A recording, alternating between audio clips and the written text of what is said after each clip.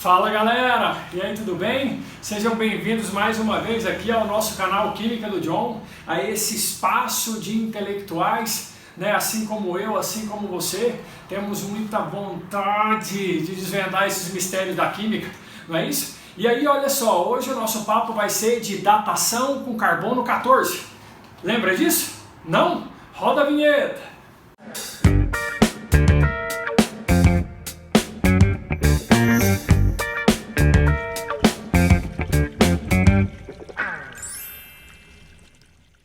E aí vem cá um pouquinho. Eu quando eu era pequeno, aliás, pequeno não, novo, né? Talvez você não entendeu a piada, mas o tio John tem quase 2 metros de altura. Então eu ficava muito pensativo em relação a esses dados. Foi encontrado um fóssil de 12 mil anos. Caraca, como é que será que é feito isso? Né? Na minha infância ali eu ficava pensando que isso talvez seria por aspecto, né? O aspecto do fóssil ali me dava uma dimensão dessa datação, e isso não faz sentido, né? Então a gente utiliza radioisótopos, né? A gente utiliza da radioatividade para datar um determinado fóssil, tá? Então aqui nós vamos falar especificamente da datação, né, que a arqueologia usa muito ali para datar fósseis, tá? Carbono 14. E aí, olha só, na natureza nós temos 3 tipos de carbono, 3 isótopos do carbono. Olha aqui, o primeiro deles é o carbono 12, a grande maioria do carbono presente na atmosfera, né, não só na atmosfera, mas aí na biosfera como um todo, é de carbono 12, tá? Nós temos um pouquinho de carbono 13, tá? Por volta de 1% de carbono 13, e praticamente em quantidades traço de carbono 14. Detalhe, o carbono que é radioativo dos 3 é o carbono 14, certo? Esse carbono, já eu vou te explicar mais ou menos o processo de formação dele, mas ele é radioativo e ele é um emissor beta, né? Não sei se você lembra disso, mas uma espécie, quando ela é emissora beta, ela vai ter uma transmutação, ela vai perder a sua identidade.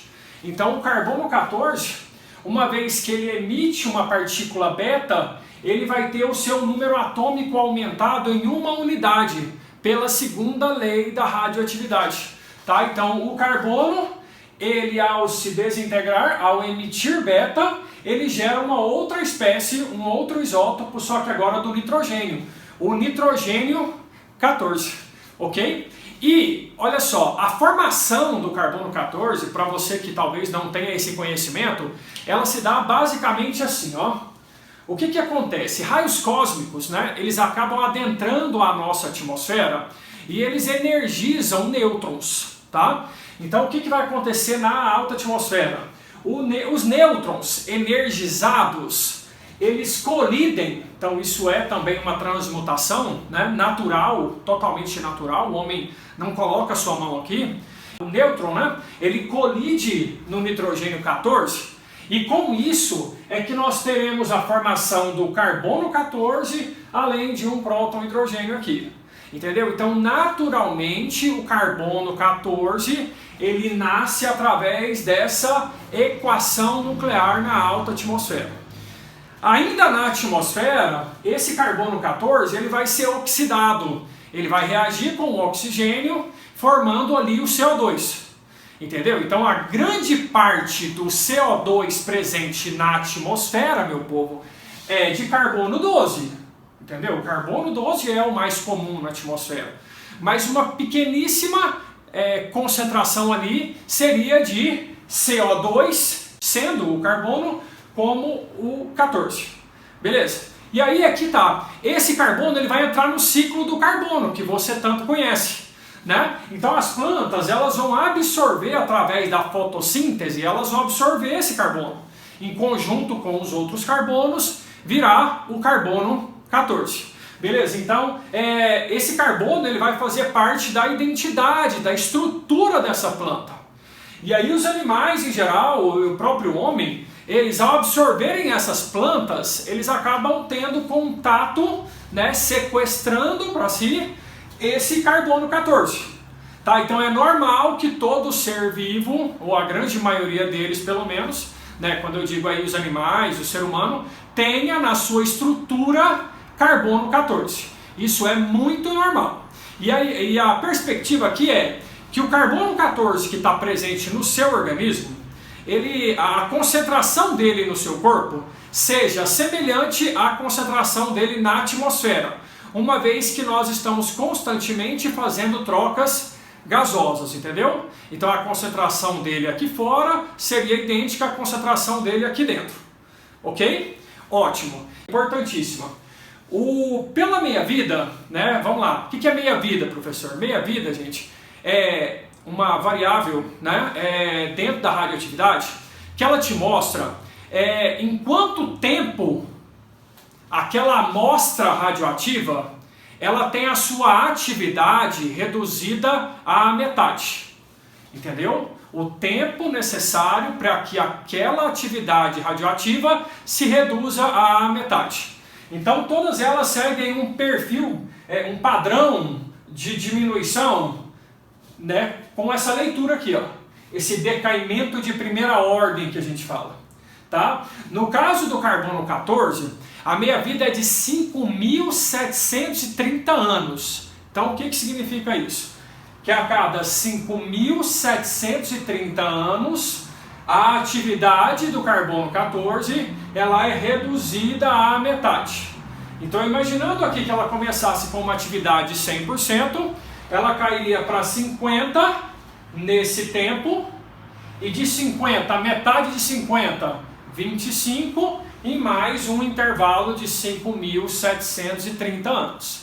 Tá, onde que nós vamos usar isso? Seguinte, se você pensar em um organismo vivo, tá? Ó, em um organismo vivo, a proporção entre carbono 14 e carbono 12, enquanto ele está vivo, é uma proporção X, certo?